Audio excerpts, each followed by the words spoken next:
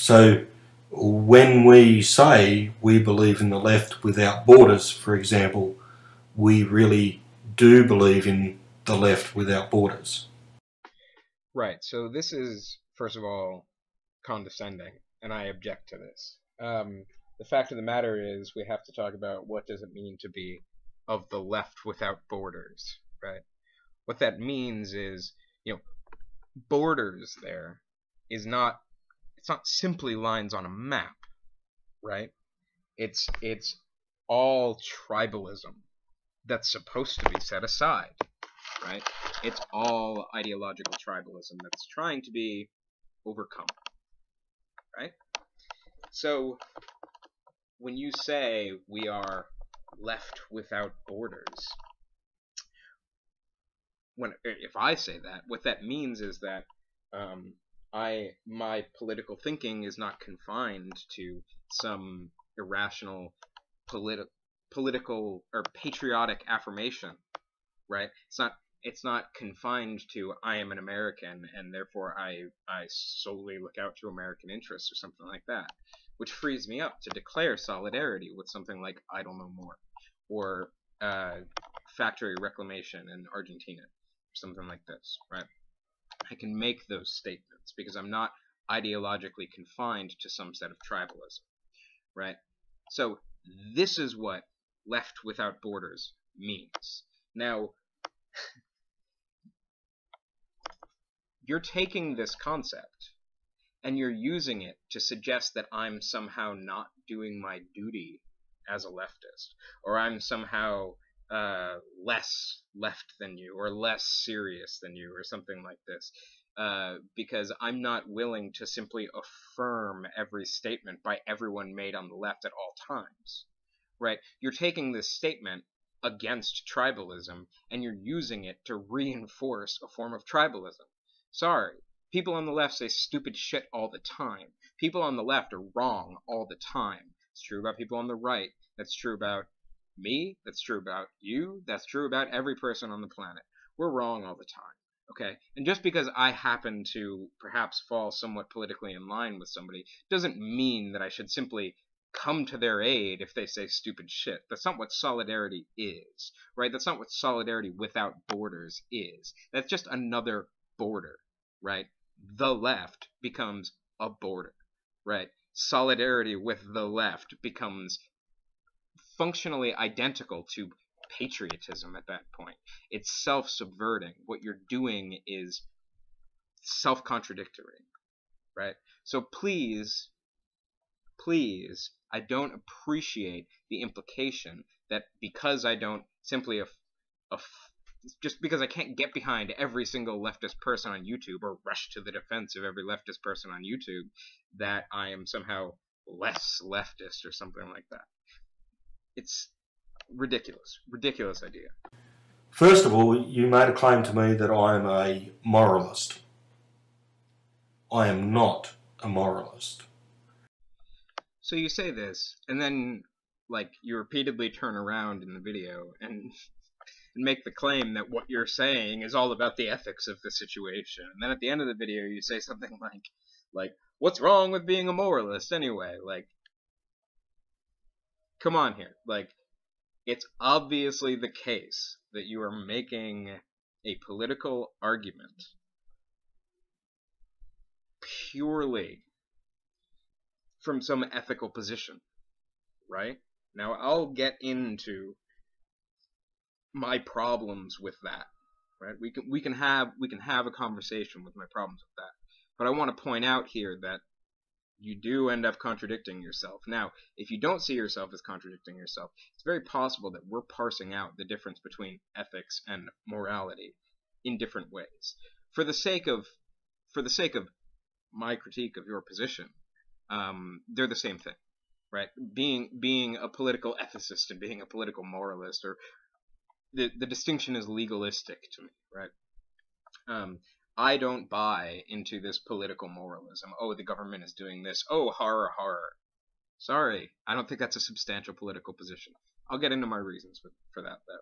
But I just wanted to point out this contradictory nature of what you're saying. Well, I don't think that we can exempt the ideas of ethics or whatever from the conversation on it. And looking at your video, I don't think that you do either. So, no, I don't think that we can necessarily exempt morals or values from a conversation about politics, right? I can look at, the Snowden leaks or something like that and have a moral reaction. Yeah, that's fine. At the same time, that's very different than, like, hopping on YouTube and expressing moral outrage and having that be my position, the entirety of my position, the basis of my position, right? Like, it doesn't strike me as particularly substantive to just go, horror, horror. Like, oh my god, I can't believe that the government is doing this. Like, that strikes me as a lot of hot air. Now, that doesn't mean that I don't have some moral reaction. That doesn't mean that there isn't moral content to my opinion.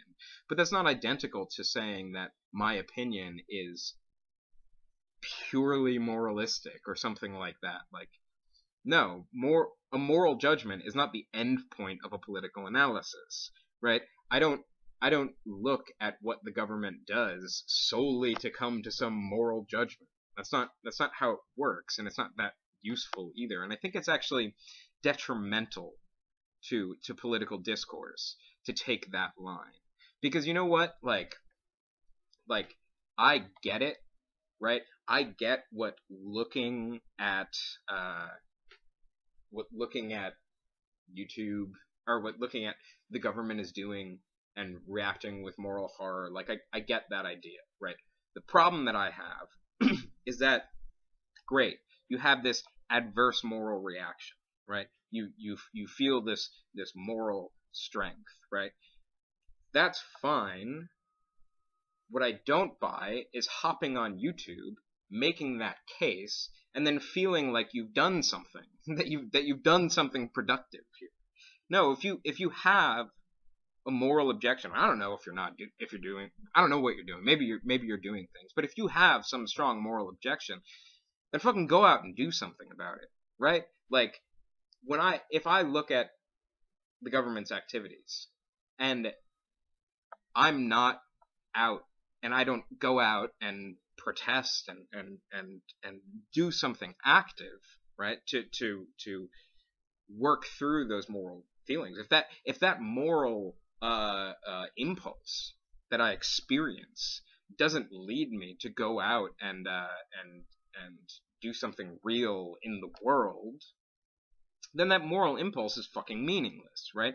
If all that moral impulse does is lead me to go on YouTube and pwn people, or lead me to go on YouTube and say, how can you not see how horrible this is? And then, just go back to work and, do this or do that. Sorry, like there's no content there. It's not very impressive to just shout, oh, horror, horror, horror, right? Let's have a fucking conversation about, like, what could possibly be done about this.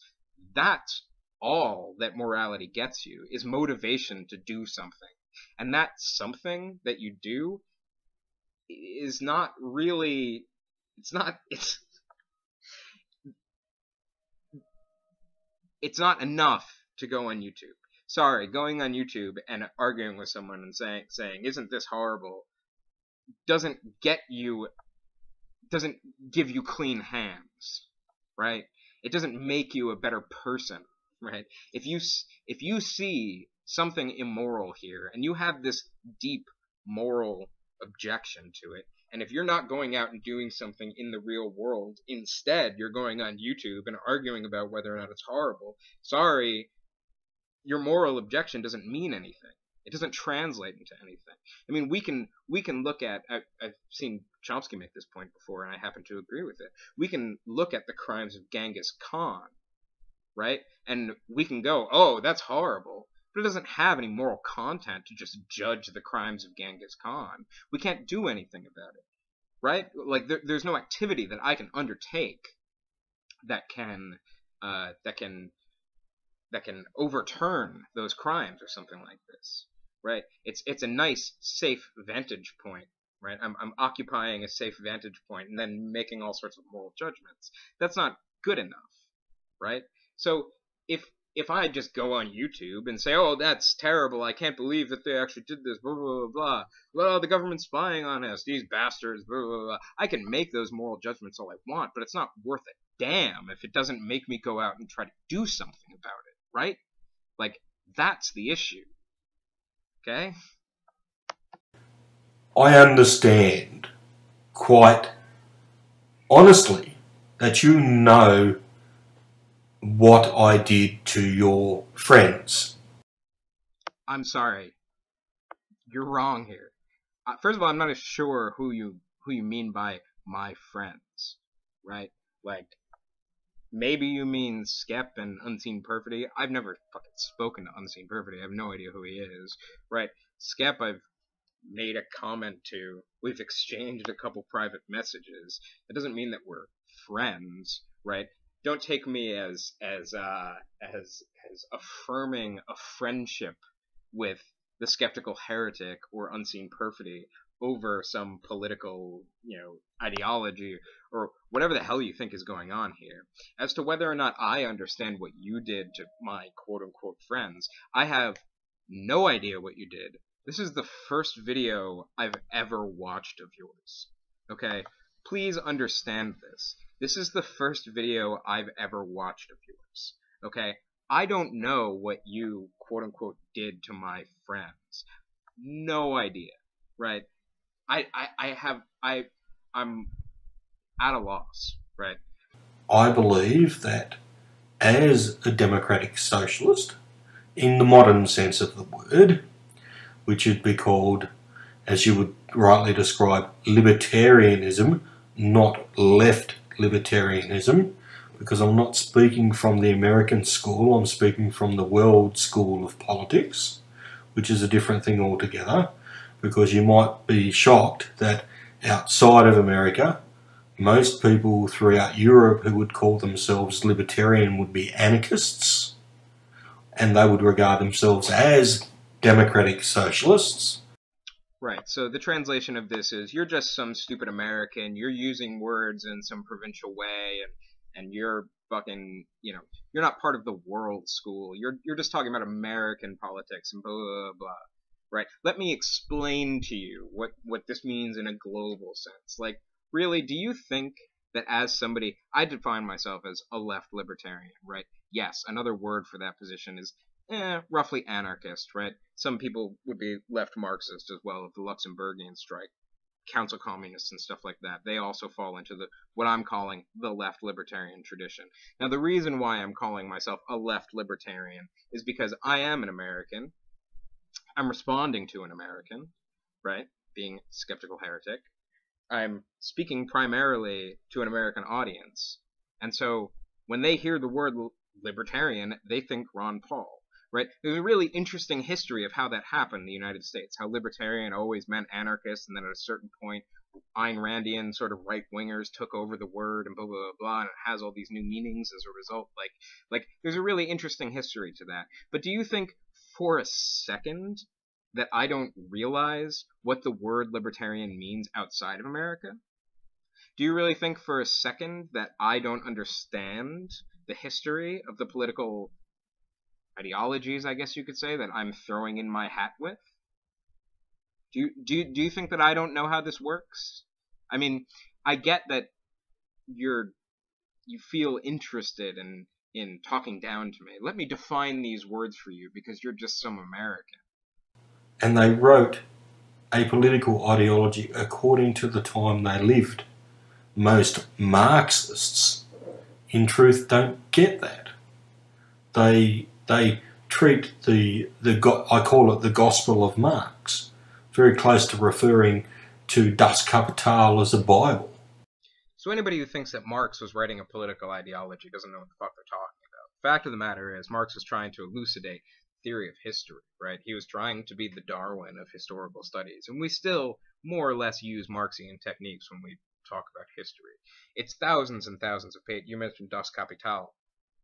The 3.5 roughly volumes of Das Kapital are really just critiques of capitalism, and they're critiques of capitalism, particularly the English stripe of the 1850s, 60s, 70s. that's not the same thing as writing a political ideology. The people who took Marx and made it into an ideology came much later, right?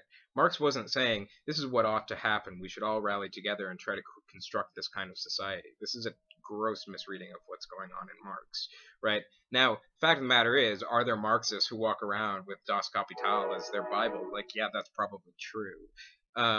But do you really feel that you need to give me a history on Marxian theory? I mean, I referenced in my video Rosa Luxemburg, Karl Kautsky, Anton Pannekoek, etc., etc., etc.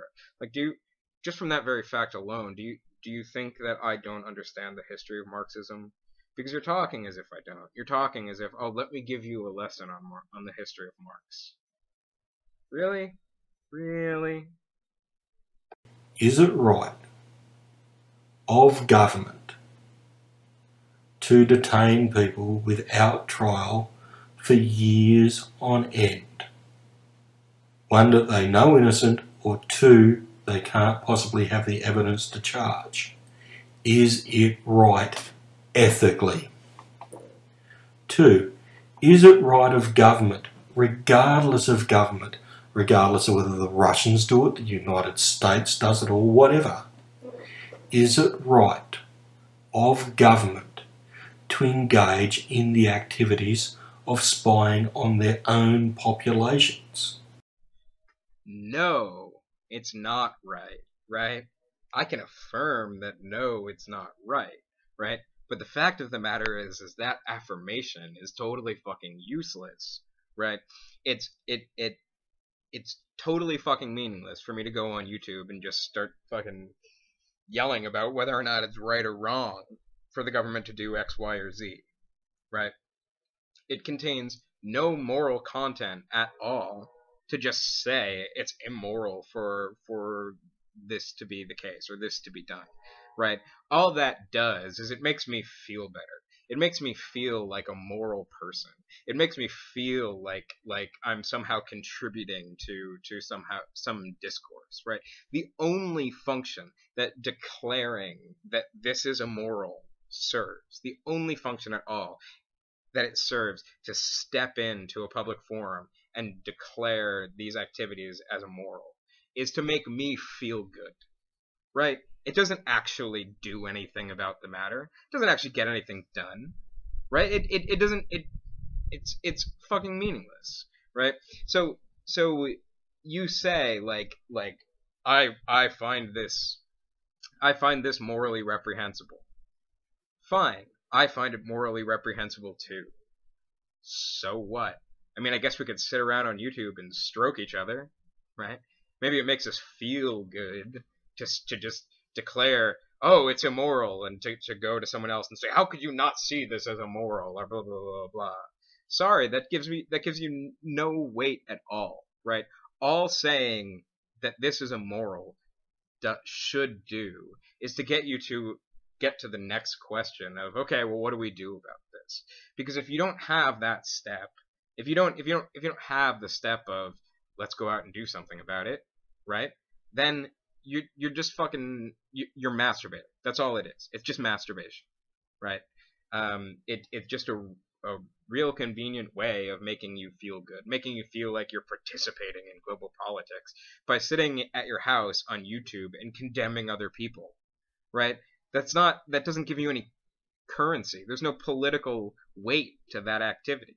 That's what I mean when I say that moralism comes cheap, right? It's a cheap thing to do. Like, I can point to all sorts of things and say that's immoral, but it's useless unless there's some sort of organization that's attached to that sentence, right?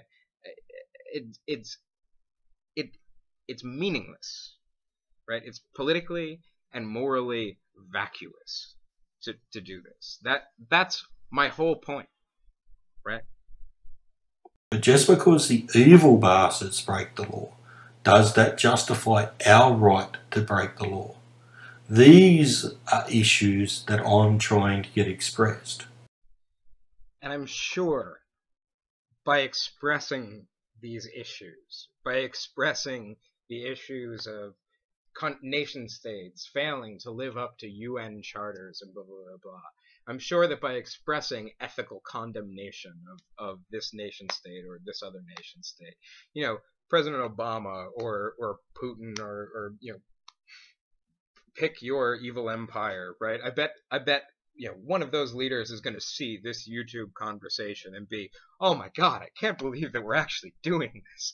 Oh, we better stop. We better discontinue Prism because fucking YouTube comments and YouTube videos mean so much, right? Oh man, like Obama was a fan of Skeptical Heretic and that's why he kept on, Prism or something like that. So when Franks pwns Skeptical Heretic, then Obama's going to be like, oh man, better discontinue Prism now. Sorry, it doesn't work that way, right? I get that you want to express some moral position. What I'm saying is that that moral position is bullshit, right? Without something to back it up, your moral outrage is worthless.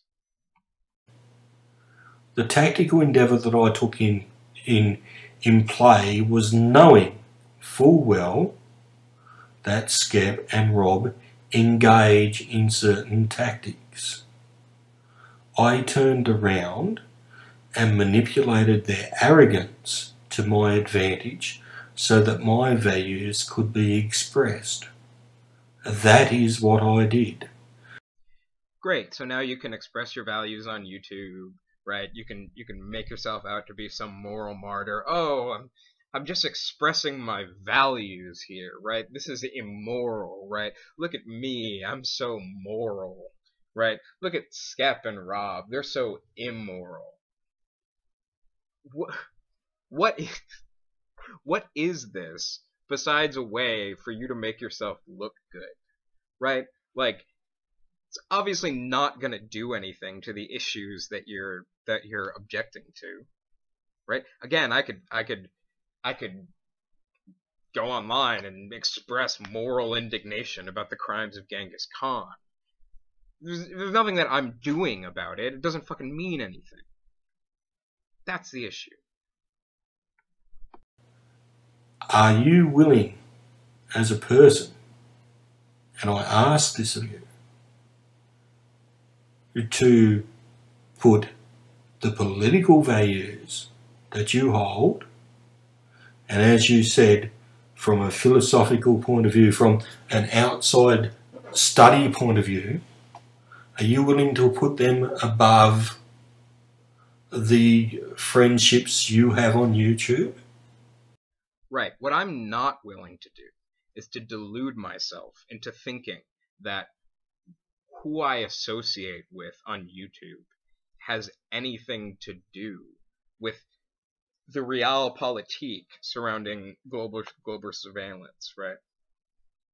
If I say I like Skeptical Heretic, I don't see that in any way as undermining my political values, right? The moment where Skeptical Heretic says, I have in my hand the document that will destroy Prism, and then he rips it up, that's the moment where I'll fucking come out and say something. The fact of the matter is that it's pure delusion to think that what happens on YouTube, what happens on YouTube has any effect on these matters, right? So at that point, like, associating with people on YouTube has nothing to do with my political values, right? It just doesn't. It doesn't at all, right? Sorry. If someone on YouTube is participating in these programs, if they're reinforcing their programs, if they're going out and doing things that actually, like, have some impact, right? Then we can talk about how my political values play into the friendships that I make on YouTube, right? If that person has no control over what happens in regard to political surveillance, if they just have an opinion on the matter, and I have an opinion on the matter, how is it in any way forfeiting my political values to associate with someone on YouTube, right? Associating with them or not associating with them doesn't in any way affect global surveillance. Sorry, it's just they're just totally unrelated, right? Sorry, but like it seems to me to be delusional, right? It seems to me to be a pipe dream to say that, like, I don't know, me coming out swinging against somebody who I disagree with on YouTube pertains in any way to the reality of global politics. This is a really convenient way for people to make themselves feel like they're doing something. They're contributing something to the struggle against global surveillance. Sorry, I don't buy it. I think that's delusional. I think it's ridiculous. And I think it's a great excuse to not go out and actually do something. It's a great excuse to wash your hands of that guilt. I am indeed trying to have more people be willing to believe in the ideals that I follow. So this to me smacks of ideological evangelism. Not an evangelical, right? I don't need to preach the gospel of the left. I don't need to go out and convert people to my opinion, right? And I certainly don't need to feel like I'm doing anything by making videos on YouTube, right? You seem to have come to the conclusion that you're getting something done by making videos on YouTube. Nah, no. In truth, do you really believe that it is okay to lock people up for 10 years without trial or charge when your government knows they're innocent? That is the question. First of all, I don't think that anybody believes that that's okay, that that's morally right, that that's morally good, Skep and Rob included. Maybe I'm wrong, maybe they can refute me on that matter. But what I don't believe is that by having conversations on YouTube, I'm contributing to their freedom, right? It's this nice, warm, fuzzy idea that sitting on my ass at home with my fucking webcam, I can change the world. I don't buy that. Sorry, I just really don't. And I don't believe that me sitting on my ass at home with my webcam objecting, oh, this is wrong, this is horrible, is meaningful in any way. It's not, right? I don't think that what I say on YouTube, regardless of what I say, I don't think that Skep and Unseen Perfidy and all these people, I don't think that their statements contribute to these people being locked up, right? I don't think that my statements contribute to them being free, right? That's the problem. What is really difficult for us to accept is that we are reduced to the purely passive role, sometimes reduced to a purely passive role of an impotent observer who can only sit back and watch what his fate will be. To avoid such a situation, we are prone to engage in frantic, obsessive activities, recycling paper, buying organic food, or whatever, just so that we can be sure that we are doing something, making our contribution, like a soccer or baseball fan who supports his team in front of a TV screen at home, shouting and jumping up from his seat in the superstitious belief that this will somehow influence the outcome. It is true that the typical form of fetishistic disavowal apropos ecology is, I know very well that we are all threatened, but I don't really believe it. So, I am not ready to do anything really radical and change my way of life. But I claim there is also the opposite form of disavowal. Something like, I know very well that I cannot really influence the process which may lead to my ruin, like earthquake or whatever. But it is nonetheless too traumatic for me to accept this. So I cannot resist the urge to do something, even if I know it is ultimately meaningless.